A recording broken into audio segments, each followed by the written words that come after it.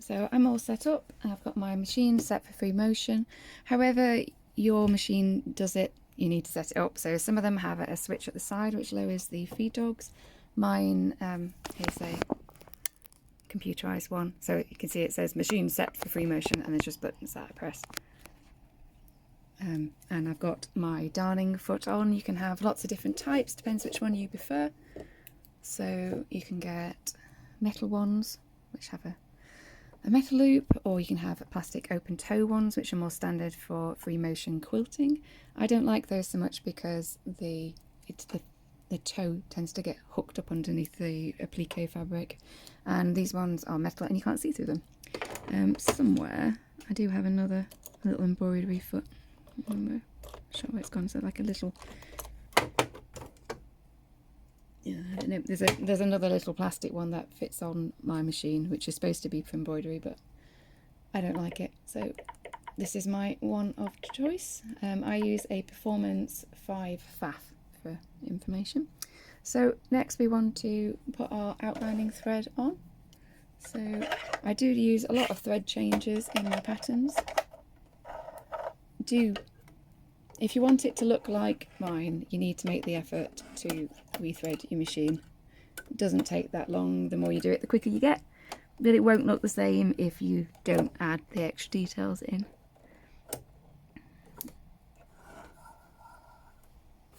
Right, so make sure you've got some clear desk, or as clear as you can.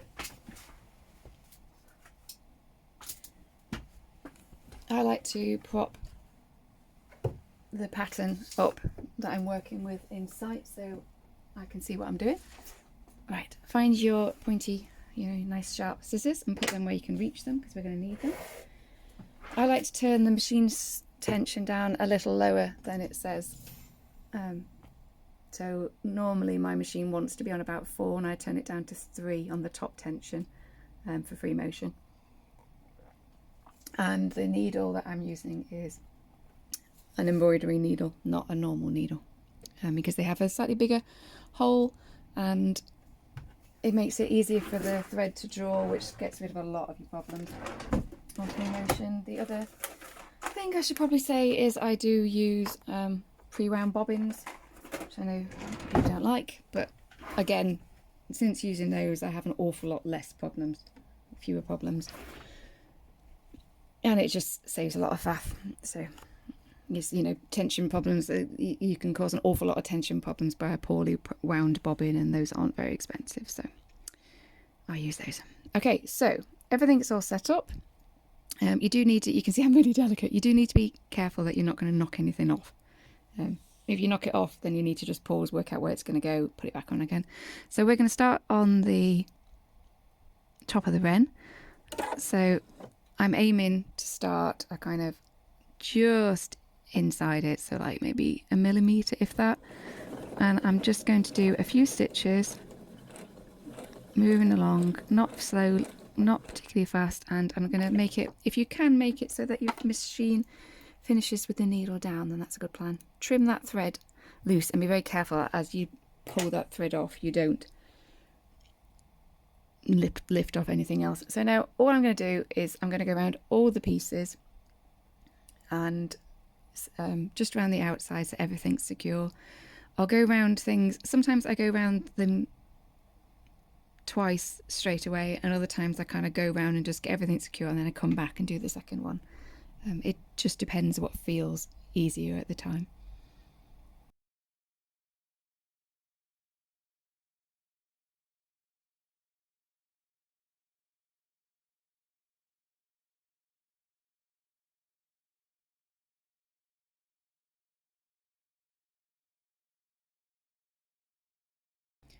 So I don't know if you just saw what I did there, but I added in there's a little bit which is the top of the stem just above the flower. So I've just done that then because some of them I'll probably add as a separate thing, but there's such a little bit to do extra that it seems silly not to do it while I'm there.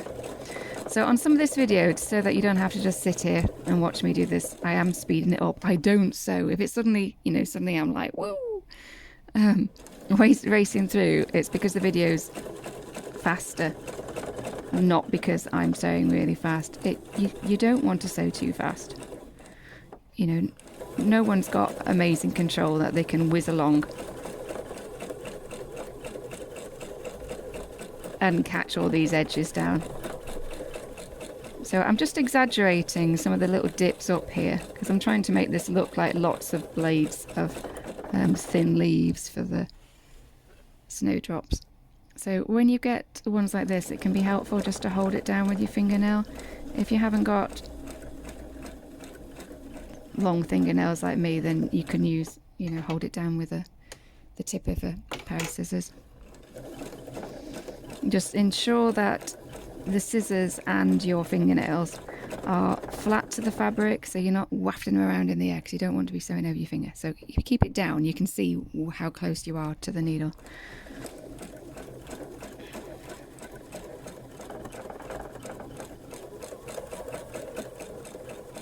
But for the most part, when I'm sewing here, it's kind of like stitch, stitch, stitch, stitch, stitch, stitch, stitch, stitch, stitch, like that. That's as fast as I'm going. And I'm aiming so that my stitch length is, it's kind of like, if you were sewing patchwork or dressmaking, you're aiming for your stitches to be kind of like 2 mil, 3 mil at a push, but nothing where, you see people doing learning with free motion, and they're sewing it kind of like, well, I'll just put my foot down so you see, they're like this. Oh, you can't, and you're going to end up with a very wobbly stitch going all over the place doing that. And so it's wobbly, and it's not as pretty as being able to actually see, because really what you'd like it to look like is almost like it's hand stitched, and it won't look hand stitched if it's like, 11 billion stitches in a to the inch kind of thing. So just make sure that's not wafting up a bit.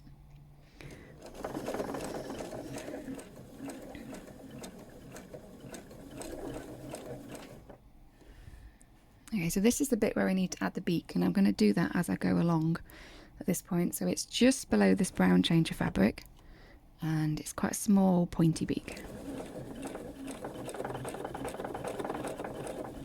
Okay, so that was it sewn in. You'll be able to see a little bit easier. There's no real place I can put, because of the shape of the sewing machine, I can't really get in very close to show you without this bit being in the way. And if you get too close, the focus gets very difficult. And if I put the camera there, then I'm sewing blind there. So we're not worrying about his legs at the minute. We're going to sort that out later. When you turn it, sometimes you might find that it bunches the fabric. So just make sure it's all nice and smooth again. Okay, so we've gone round it once. Well, other than the top of her head, but we'll do that. So I'm going to do this a bit faster now, but not in real life.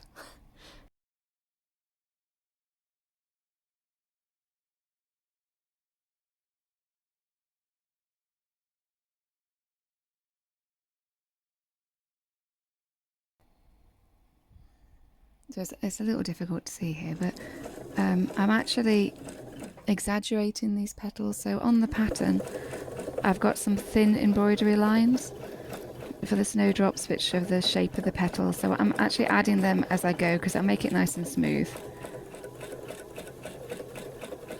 So I went along and did the first, the petals which are to the front of the flower. And now I'm just going around and adding in the base ones as I do the second round.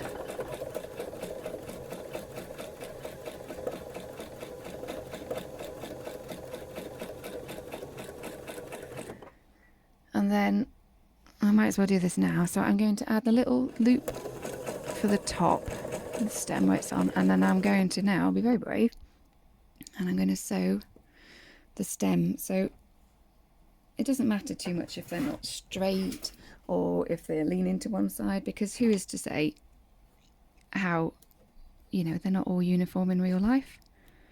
Even if yours is a bit wonky, maybe someone, some cat came along and stood on it or something. So just try not to worry too much. But we're going to do one outline. There we go. So when you're sewing a straight line but free motion, it's a bit like riding a bike, kind of, or driving a car. Look where you want to go, not where you are, and then just keep moving towards where you want to go, and it should be pretty straight. So when you reach the next flower, we're going to work on this flower, so don't now.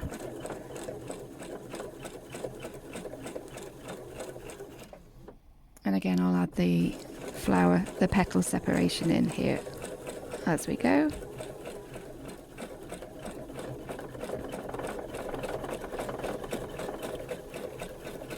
Now what I'm going to do while I'm here is I'm at the bottom.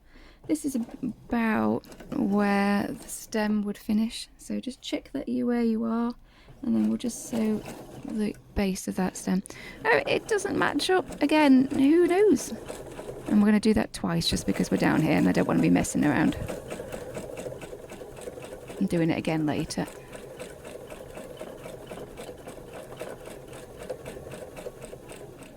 Oh, and so we're here. Let's do the other outline of the stem.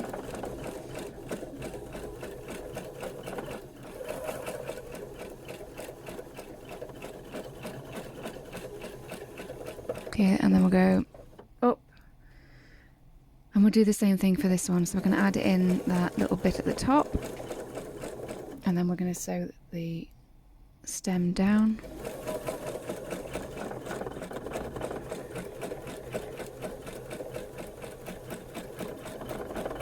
Now I'm outlining these stems twice, but because we're going to be filling them in, it isn't really the end of the world if we don't. Now you might notice on some of these, not all the stems carry on all the way down. And I found that, you know, we should do to make it realistic, but you should have, every stem should have a carry on all the way through. But actually your mind kind of just fills in some of this stuff and it can make it look more cluttered. And it's just more stems for us to try and get straight. So we're going to rely on the viewer's eye kind of assuming that that stem does something else. Okay, so that's all those snowdrops done. So the last bit to do is to go over to this stem. Oops, no, I immediately start by knocking it. Good start. Okay, so you can see that I'm holding it down with my fingernail and I'm taking little breaks, moving my finger again so that it doesn't move around. If it does move around a bit, it doesn't really matter that much, but we're just going to try and keep it roughly in the same position. So this bit here, we're going to go down to these catkins. I'm going to hold it all in place with my fingers. And then we're just going to wiggle these, and you can make them a little bit more wiggly than we cut out. So they do kind of curl up and they're quite bobbly catkins. Well, it depends which kind of catkins you've got, but these ones I've decided are definitely bobbly ones. So I'll do both trips round. And on to the next one.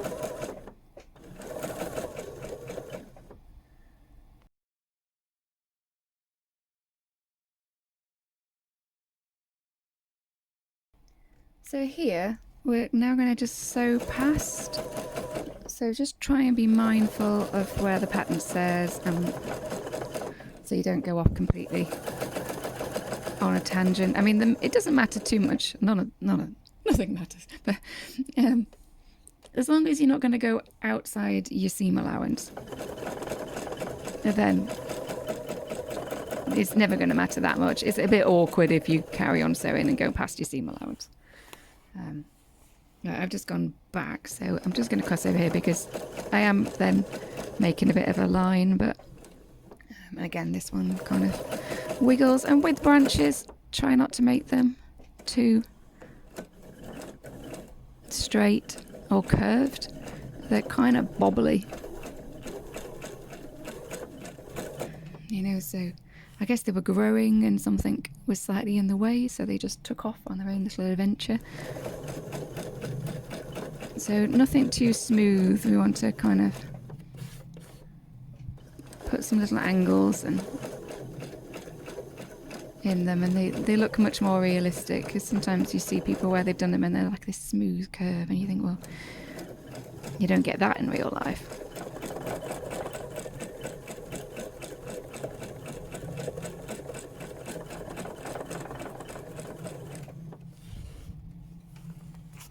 Okay, and then just back up here, and then we'll just do the second time round.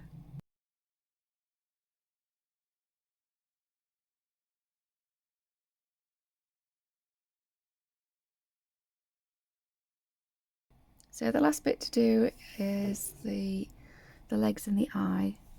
So I don't know if I'll try and zoom in a little bit here. That'll help. So I'm going to put that eye, not just there. So you can kind of use this bit here is going up to the eye, and it kind of like it's almost like a stripe there, to be honest. And we're going to smelt a small circle, and we're going to loop it. We're going to go around twice, and that's it. We're not going to do any more, and it is circular.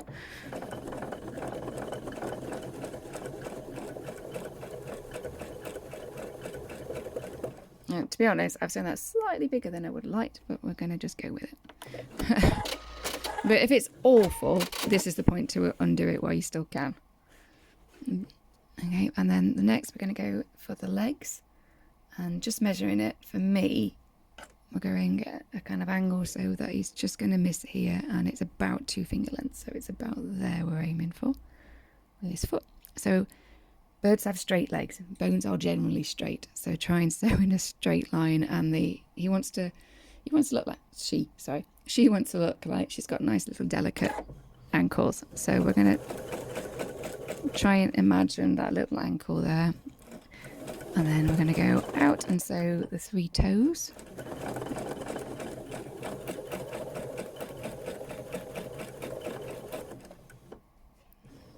Okay, up to that ankle, and then we're going to go back it up again. Might be easier to turn around because then we can see where we're going. And so we're going to aim to be slightly thicker at the top of the leg than at that ankle.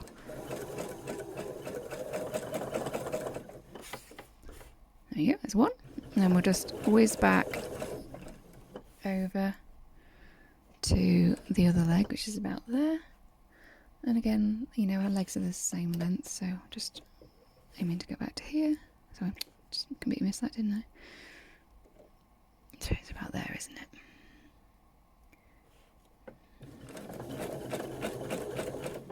And just check it looks reasonable. Looks like a little bit longer. And then we'll put in that back toe. And then the 3. And these are a little closer together.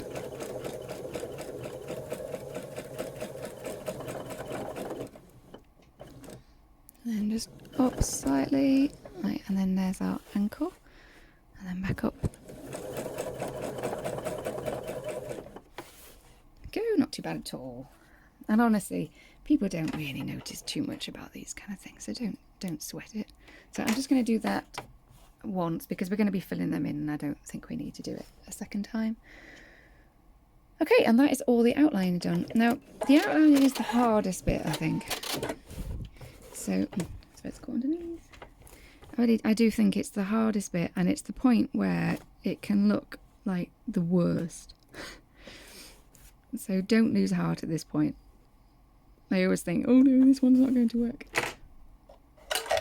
And they invariably look fine once we get going. So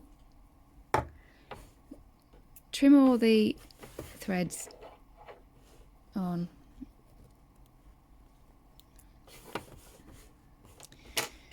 There. So we're all nice and neat. So now we're going to be doing all these billion thread changes. So we're going to first change to that warm brown. Okay, so I'll have to go find. I don't know what happened to this one. I think the dog must have got it or something because it's got it's quite a lot of loose ends at some point. I'm assuming it's all going to break. Your contrast threads. Do make sure that they are contrast. Okay, if you do all your embroidery and you do it with the same colour thread as your fabric, then you might as well have not bothered. and that's a whole load of work for nothing. So we're just going just inside the inner edge, and then we're going to follow those thinner embroidery lines on the template. And so we're going to bring out these wingtip feathers. Okay, this is the fun bit, so try not to worry too much at this point. And I think I've got yeah, you could just hear it then, one of the threads underneath was caught. So sometimes it will get caught on one of the lower loops because I'm not cutting everything neat on the back, because I want to actually protect it all a little bit by leaving those loops across the back as long as they're not too tight. But it does mean occasionally it'll get caught up. So if you're sewing and it feels like it doesn't want to move, just check there isn't a bobbin thread underneath which is catching. So around the face. So we're still just sticking to the darker brown fabric here.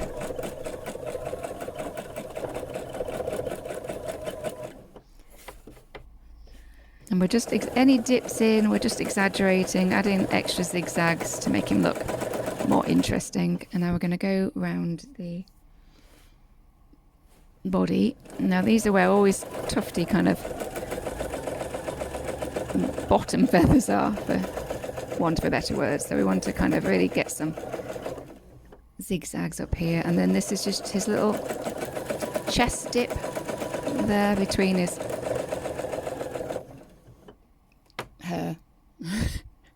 between the breasts, I guess, isn't it? It's a little bit there.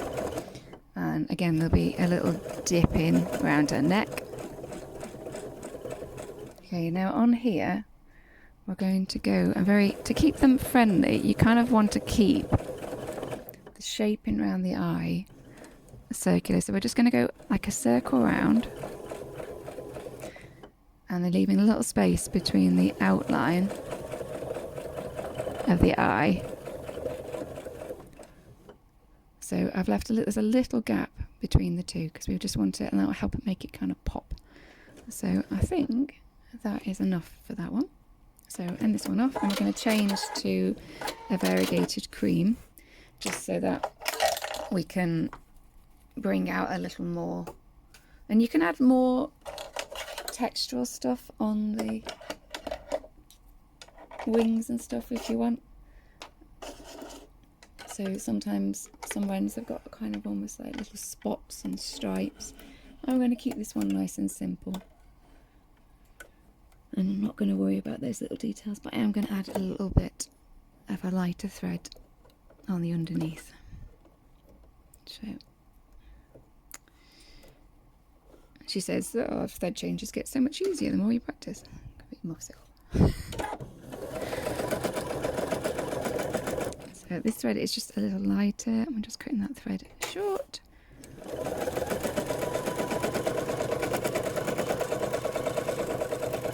I'm basically echoing the bit that I did before, really, here. And then we put a little bit around here.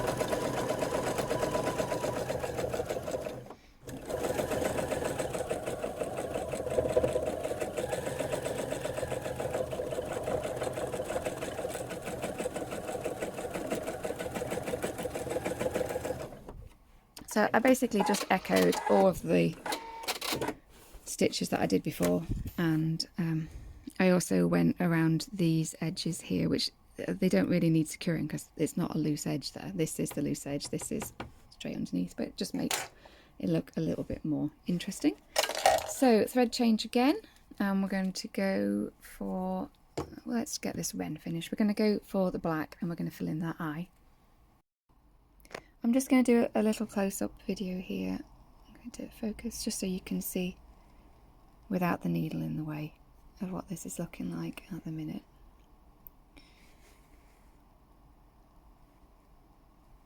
So you can see on the eye how I've left that little gap with no threading. Okay, so we're going to fill it in now with the black.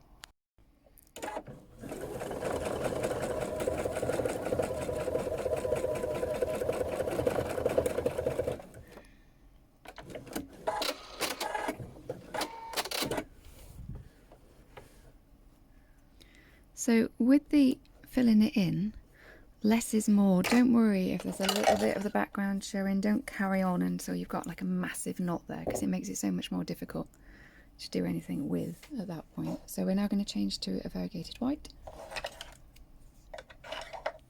You don't need to use a variegated white, it's my favourite white, and it just hasn't got white, oops, not camera, hasn't quite got that harshness that a proper white would do. But I mean, you could use just an off-white as well. Now I'm going to do this by machine, but if you wanted on this highlight, you really could just do it by hand. So we're going to sew a couple of stitches on the left side. Okay, and then I'm just going to just move the base side out of the way. I'm just going to sew one stitch over here, because I want there to be enough of a thread bit for me to cut, whereas if I sew straight away. Okay, and now what I've done here is I've gone between the black filling in and the brown outlining on the opposite side of the eye, and I'm going to just do a couple of stitches following the curve and then end that off. So so you can see now. So the advantage of doing this over here is I can just trim that short, and now I've got long enough threads, whereas if I was trying to cut a bit from here to here, it can be a bit difficult. So I'll cut that one off.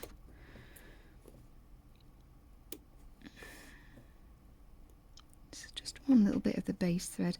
I never change my bobbin threads really, so I always just use it's like a light grey. So sometimes you do need to trim them if it's pulled through from the back. She says you can't totally see that because I was doing it in the wrong place on the camera. So can the camera focus? There we go.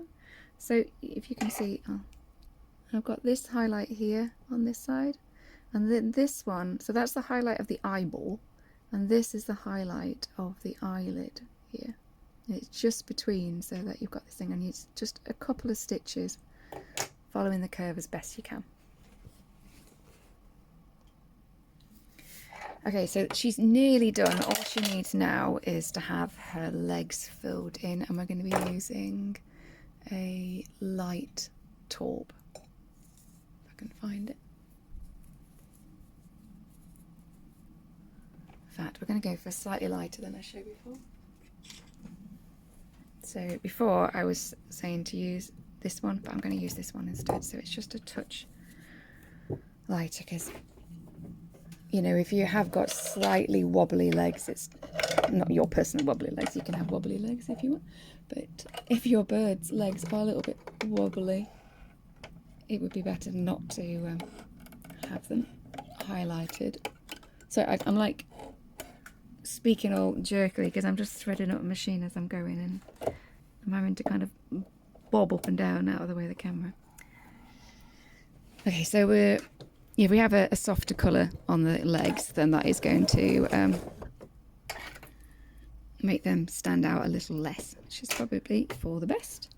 So again, on the legs, don't worry if you don't fill them, like there's a little bit of the background showing, because we can probably make them look a little bit more delicate that way anyway. Okay, that's one. Over to the other one.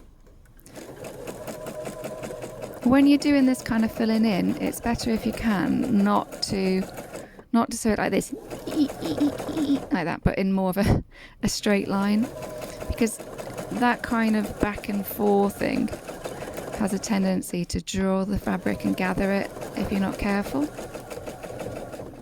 So I think that's enough on the legs. So you can see, well, you will in a minute when we're a bit closer. You can see I've got, if you can get it to focus, there are some of the green showing through, but that's fine. So the last bit, we're going to use the same thread on the beak.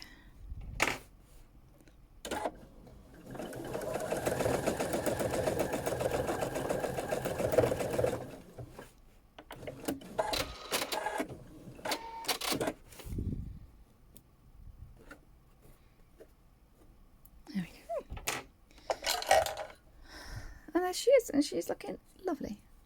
So just the flowers and branch to go. So I'm going to change over to, what do we want? We're going to choose this moss green on the snowdrop stems, and I think on the snowdrops themselves.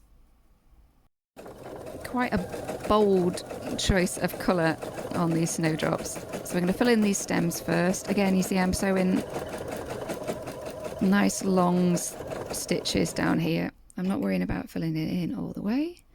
And now we are going to be very brave, and we're going to sew around the petals. I am doing it as neat as I can, and we're going to do that little green bit that you sometimes get on some of the snowdrops, which just look very pretty. And just add a little bit fold there, and then again.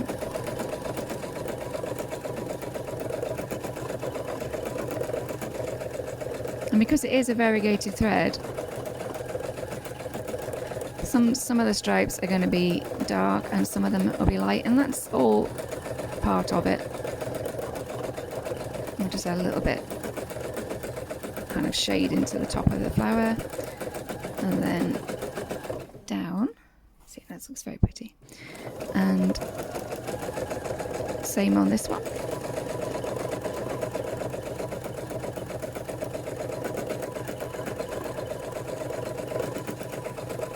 Fill in that bit of stem. Up onto the next one. Add a little bit on the top.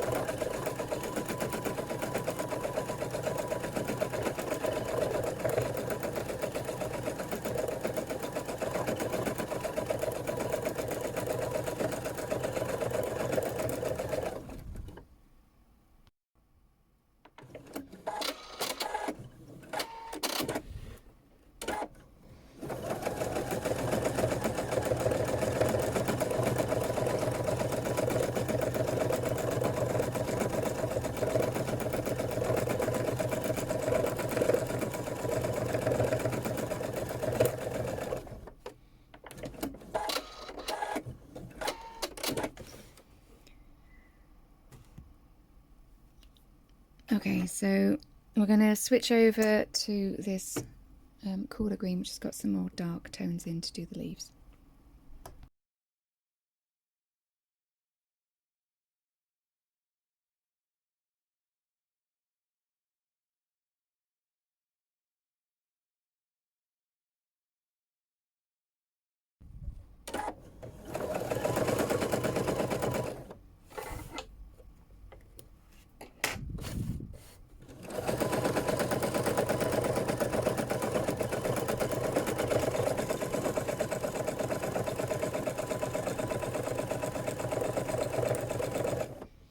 On here, we're going to go just down this side only. We're not going to go down this side with this brown.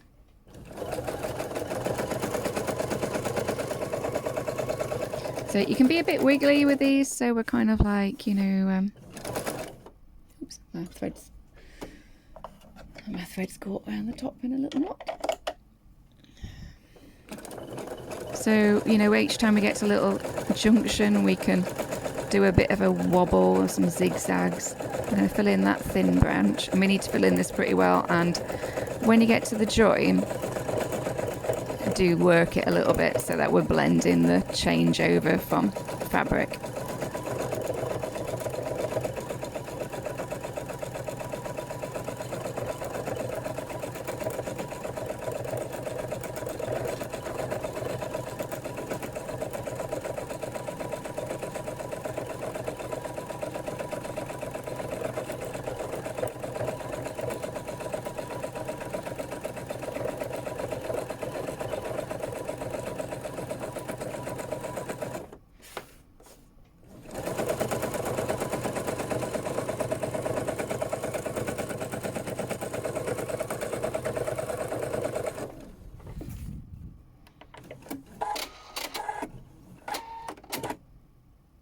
So I think my focus went off then. Hope that wasn't the whole time. Okay, so we've sewn all this branch, and then we're going to change over to this It's a kind of citrus yellow. Touches of green, touches of orange, very nice. All the threads I use are listed in the patterns, but they're all by Wonderful Speciality Threads. They have some very nice variegated threads in, you know, cotton, polyester, rayon, and different thicknesses. Very nice. So I only use their threads. So we're just going to shade in the kind of bobbly texture of the catkins on the left hand side. So we're just kind of allowing a bit of lighting effect to come in and some shadows on the other side. And that also lifts that fabric that we used before, which was a bit of a murky colour. Same on the other two.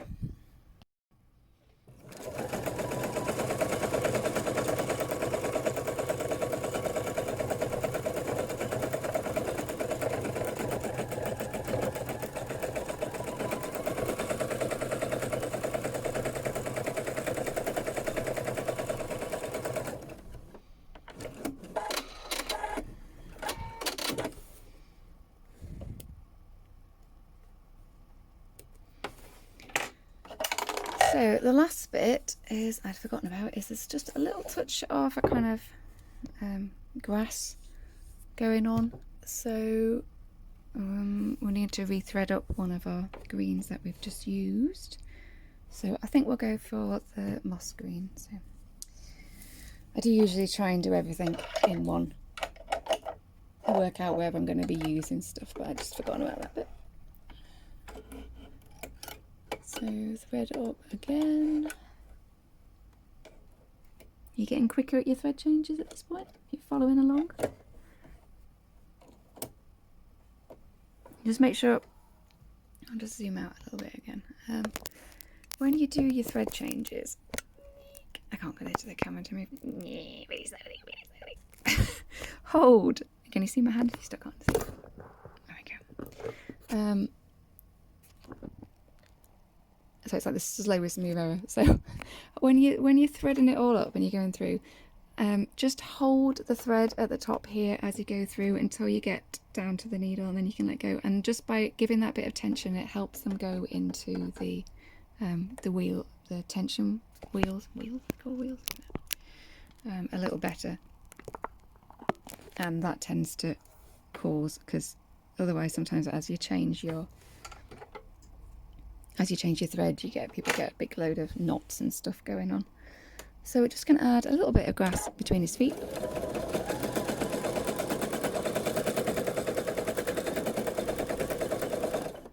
Like so.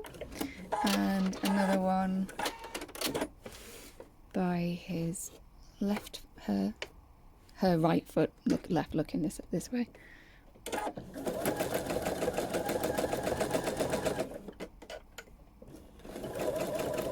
And I'm caught on something. Yep. No, can't really. I don't know. I'll try and get it so you can see it. I'm just caught on the previous loop.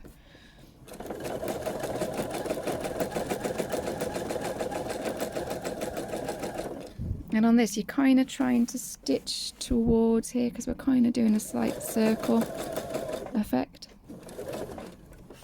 On these ones where it's very much just a thin outline, if you are conscious of finishing your ends off, so just a couple of stitches in the same place should help lock those for you so they don't come undone. And there she is all complete.